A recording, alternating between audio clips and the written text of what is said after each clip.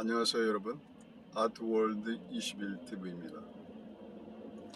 어제 어린이날이어서 그런지 오늘은 고속도로가 꽉 막혔습니다. 서울 올라가는 길이 시간이 많이 걸릴 것 같습니다.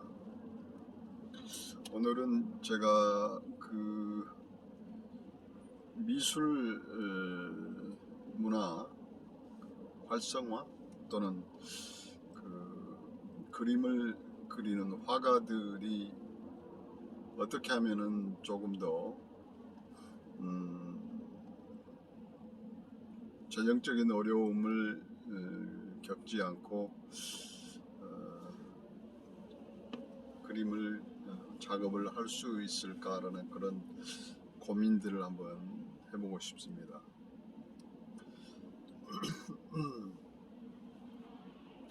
우리나라 이제 미술 인구라고 할까요?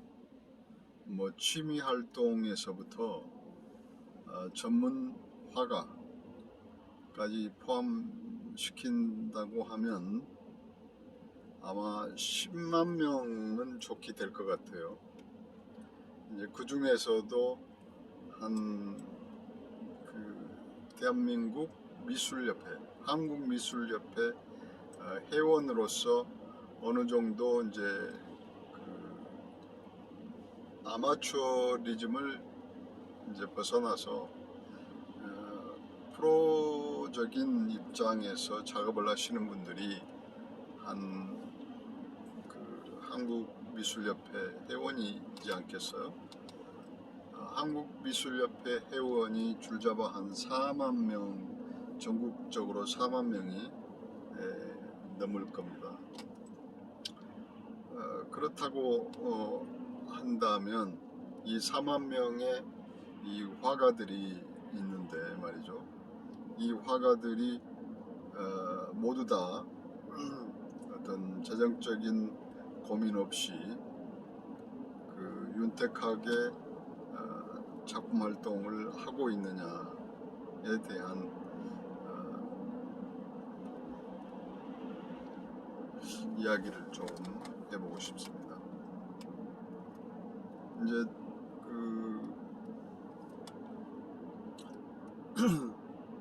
이 미술계도 굉장히 양극화가 심화됐다고 볼 수 있습니다. 뭐 예를 들어서 10만이라고 하는 아마추어를 포함해서 프로 작가들까지 포함해서 하면 한 10만 명 된다고 했을 때 정말 그림을 그려서 정말 그림을 팔고 또 재정적인 여유를 가지고 작업 활동을 하는 작가들이 과연 몇 명이나 될까요? 어림잡아 이제 대충 한 1000명이라고 우리가 생각을 해볼까요? 과정을. 그러면 그 1000명에서도 어떤 작품이 이렇게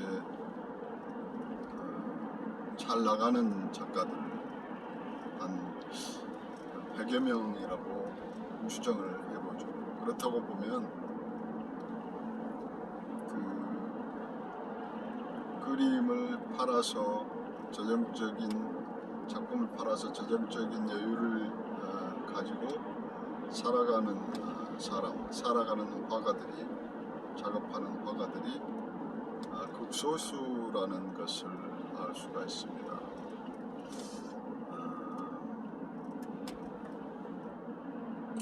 근데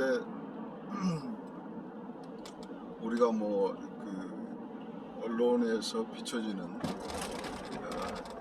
가끔 소도빈이 크리스티 경매장에서 1000억대, 2000억대 이렇게 초고가로 이제 가끔 팔리고 하죠. 경매가 되는데 또 국내의 그 화가들도 한 100억대가 되는 경매장에서 100억대가 되는 그 화가들이 있습니다. 뭐 근데 그런 작품들이 어떻게 해서 그렇게 고가의 금액이 매겨질 수 있는지 참 궁금합니다. 그렇다고 본다면 돈을 가지고 있는 사람들, 부자들은 많죠. 예를 들어서 뭐 1,000억, 2,000억 정도의 작품을 사는 입장이 되면 얼마나 그 부자겠어요. 사실 뭐 그 수십조에 달하는 그 자산을 가지고 있는 대부호들은 뭐 몇백억, 몇천억 정도는 이렇게 쉽게 쓸 수 있는 돈이 아니겠습니까? 그렇다고 본다면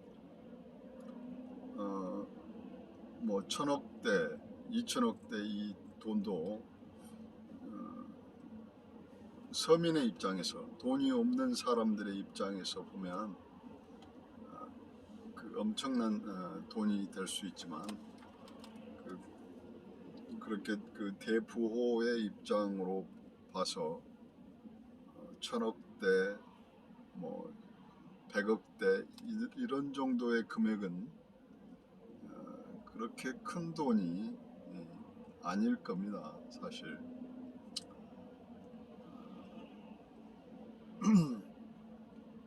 이렇게 그 돈이 많은 사람들이 작품에 대해서 눈을 뜨고 작품을 구입하면은 얼마나 좋겠습니까?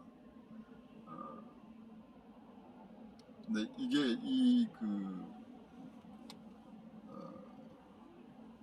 그 작가의 작품을, 그러니까 고가로 팔린 작가의 작품들이 그렇게 고가가 될 수 있는 이유는 뭘까요? 이렇게 생각을 해보건데 아마 많은 그 분들이 그 작품을 선호하기 때문이지 않을까요? 네. 예를 들어서 경매 시장에서 이제 그림이 올라왔어요. 처음에는 그 1억대로 경매가 시작된다고 생각해 봅시다. 근데 경매장을 찾은 많은 분들이 그 그림에 대해서, 그 작품에 대해서 계속 그 경매가를 올려가면서 이제 구매하려고 하는 분들이 경쟁적으로 많기 때문에 그렇게 그 고가로 경매 시장에서 올라가는 거 아닙니까? 처음에는 그 1억에서 시작을 했지만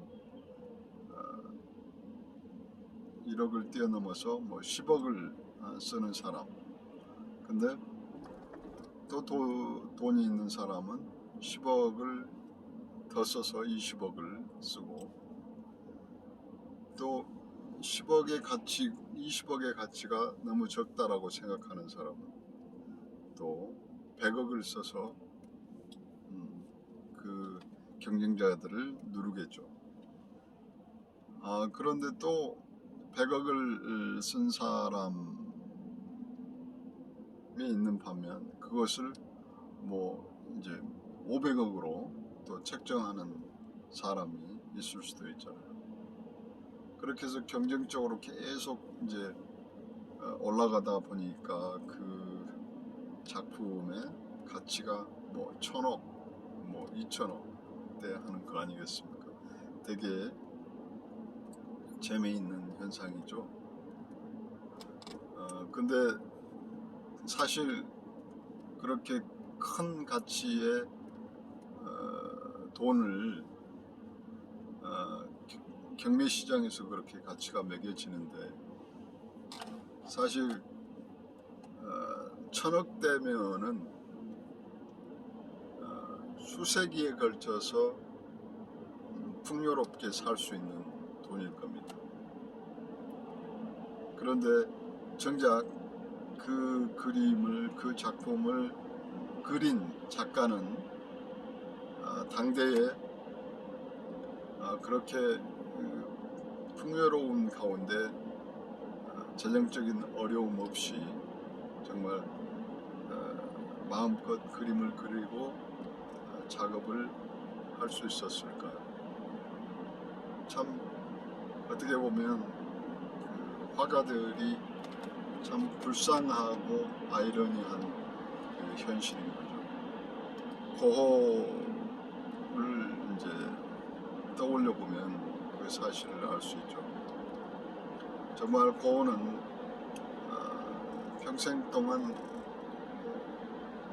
몇 점 팔아보지 못한 작가의 불우한 작가이지만 사후에 엄청난 그 돈으로 팔린 작가 중에 한 사람. 그렇다고 본다면 화가 본인은 얼마나 애석한 일이 아닙니까. 고에게 현대의 재정이 돈이 현대의 그 가치가 어떤 주어진 것처럼 고에게 그렇게 그 재정적인 풍요로움이 갖춰졌다면 고는 더 많은 그 아름다운 작품들을 생산해낼 수 있었겠죠. 예술가의 그 정신, 예술가의 비전, 예술가의 상상, 예술가의 그런 꿈이라는 것은 많은 사람들에게 영감과 또 아름다움에 대한 비전을 줄 수 있는 거잖아요. 그런데 재정적인 어려움으로 그런 아름다운 작품들이 무수하게 쏟아져 나올 수 있는데도 불구하고 재정적인 어려움 때문에 많은 그 작가들이 자기의 어떤 천부적인 재능을 다 발휘하지 못하고 사라지게 되는 것입니다. 그게 안타까운 것이죠.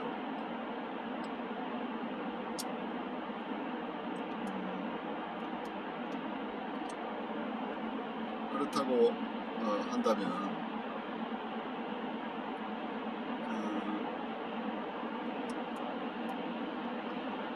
그 예술가들이 이제 그림 그리는 화가들, 미술 장르라는 영역에서 국한해서 우리가 이야기를 해보자면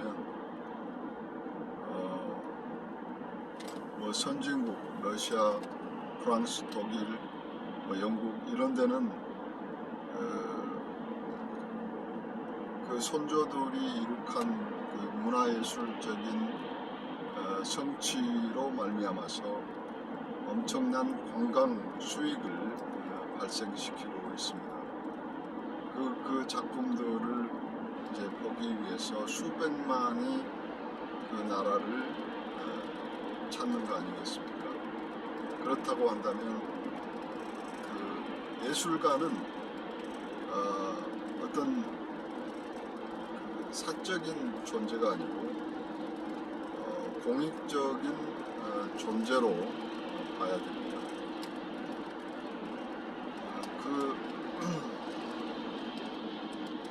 한 예술가의 그 작품으로 말미암아서 한 나라가 먹고 살 수 있는 것이잖아요. 그렇다고 한다면 우리나라의 그 10만이 넘는 아마추어를 포함해서 프로페셔널한 아티스트들을 총망라했을 때 10만이 되는 아티스트들이 활동하고 있습니다. 제가 만약에 한 나라의 대통령이라고 한다면 저는 이 문화예술적 자산을 우리 대한민국의 엄청난 문화적 자산으로 인식하고 이들을 어떤 국가를 위한 어떤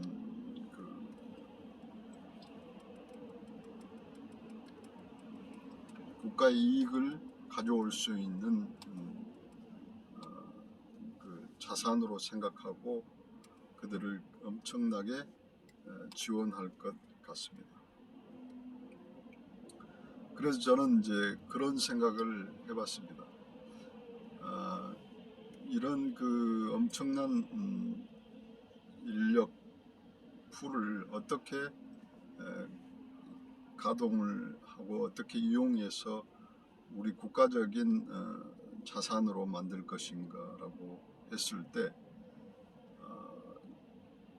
어떤 한 개인의 힘으로는 그 많은 아티스트들을 이렇게 케어하고 또 지원하고 후원하고 그렇게 할 수는 없죠. 그래서 저는 그런 생각을 했어요. 공사를 하나 만들어서 이 공사에서 그런 일들을 할 수 있으면 좋겠다라는 생각을 했습니다. 그러니까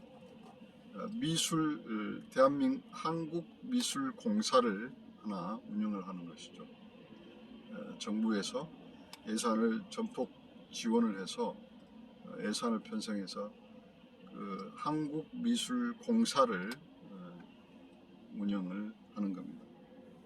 그래서 미술 공사에서는 우리나라에서 일어나고 있는 모든 미술 활동들을 이제 지원하는 거죠. 체계적으로. 그래서 이제 쏟아져 나오는 작품들을 이제 이제 분리를 해서 이제 공사에서 작품을 사들이는 겁니다. 좋은 작품이든 나쁜 작품이든 나쁜 작품이 따로 있겠습니까만은 예술적인 견지에서 봤을 때 약간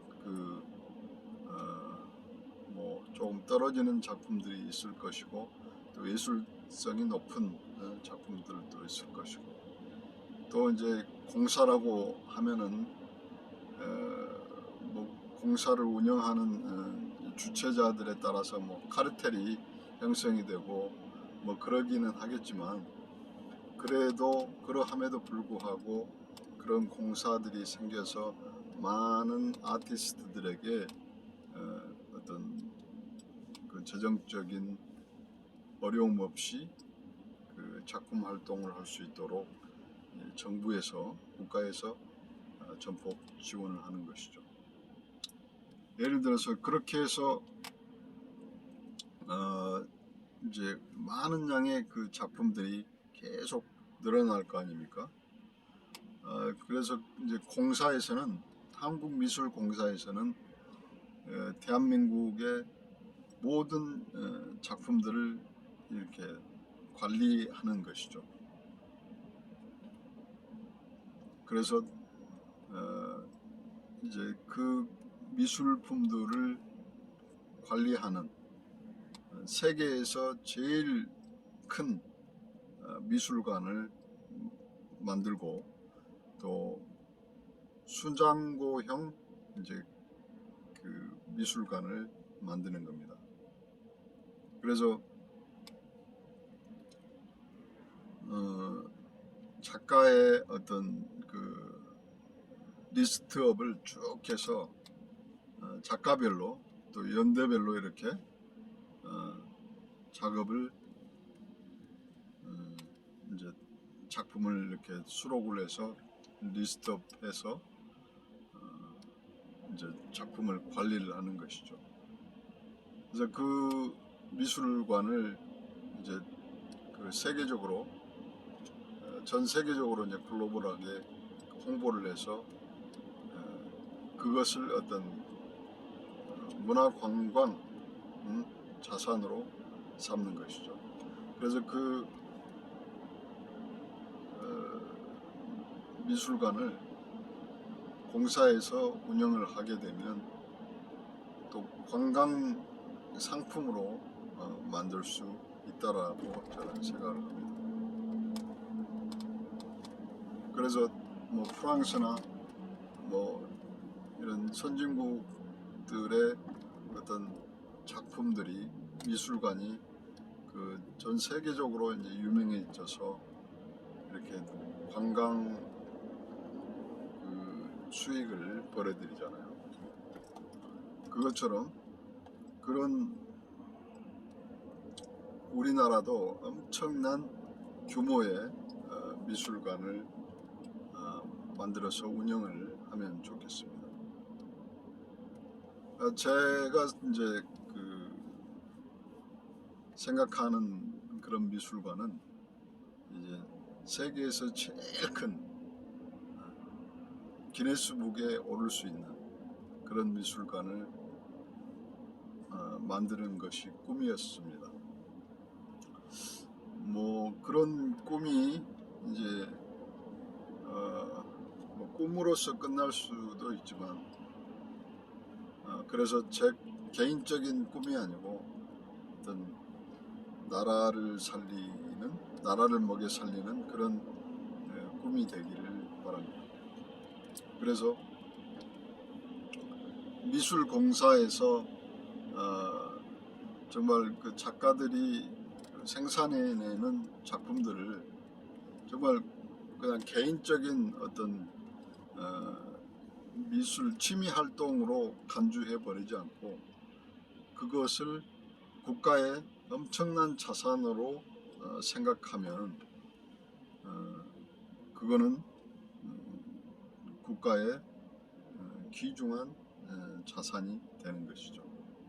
근데 이제 위정자들이나 뭐 국가를 운영하는 또는 문화예술 정책을 이제 담당하는 공무원들이 그런 생각들이 없는 것이죠. 그래서 그 이제 문화예술인들이 이제 국회에 진출을 또 하면 좋겠죠. 여러 가지 이제 좋은 그 예술가들을 위한 좋은 정책들 또 법안들이 이제 만들어지면은 그렇게 제가 이야기했던 한국미술공사도 가능할 수 있지 않을까 그런 생각을 합니다. 제가 그 작년엔가 이범원 그 한국예총 회장님과 함께 한번 대화를 하고 인터뷰를 한 적이 있었는데 그분이 어떤 여러 가지 그 아이디어들이 저와 공감하는 부분이 많더라고요.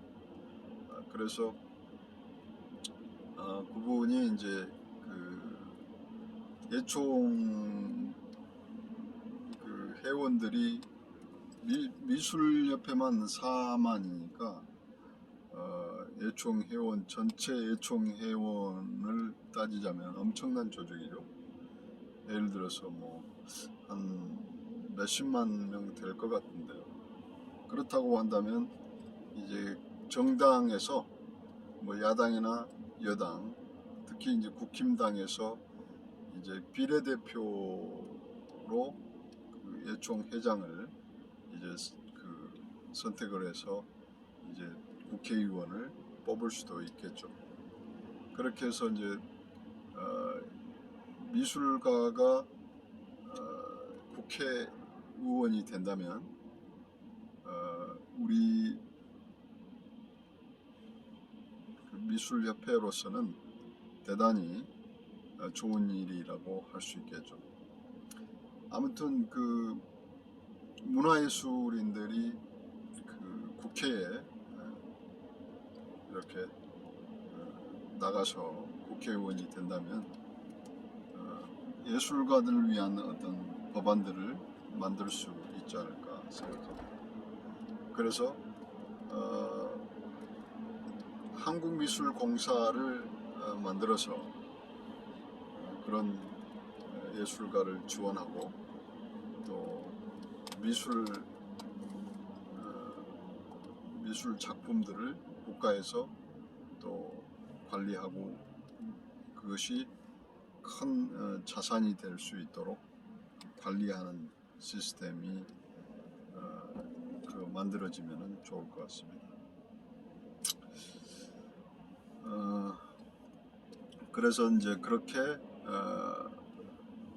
자산으로 관리하게 되면은 이제 국가적인 그 이익이 이제 발생이 되면 더 많은 그 문화예술인들한테 지원을 할 수 있는 그런 상황이 되지 않을까라고 상상을 해봅니다. 아무튼 그런 의미에서 저도 국회의원이 되고 싶습니다만은 현실이 따라주지 않습니다.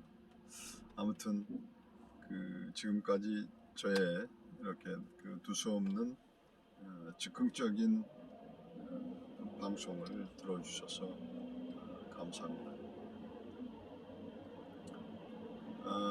정말 그 문화예술을 사랑해야 됩니다. 그래야지 그 사회가 건강해지고 아름다워질 수 있습니다.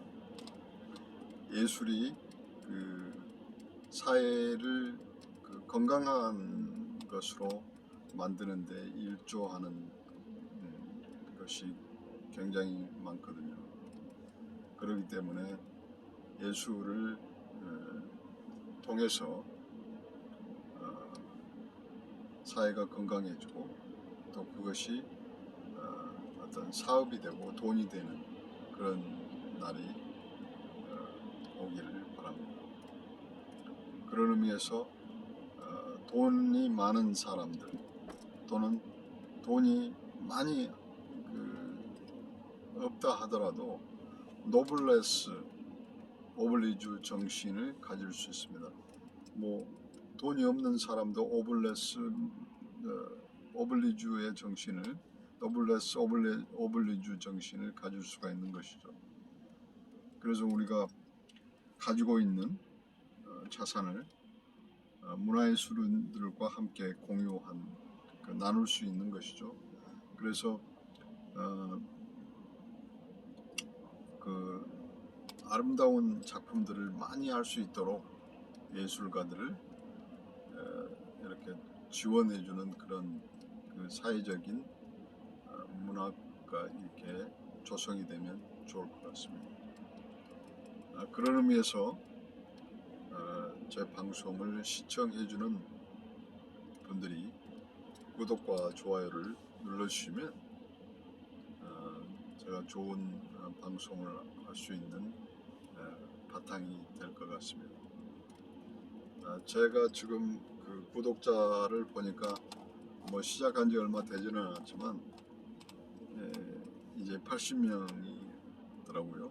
그래서 8,000명이 되고 8만 명이 될 때까지 이제 꾸준히 열심히 방송을 하도록 하겠습니다. 여러분 감사합니다.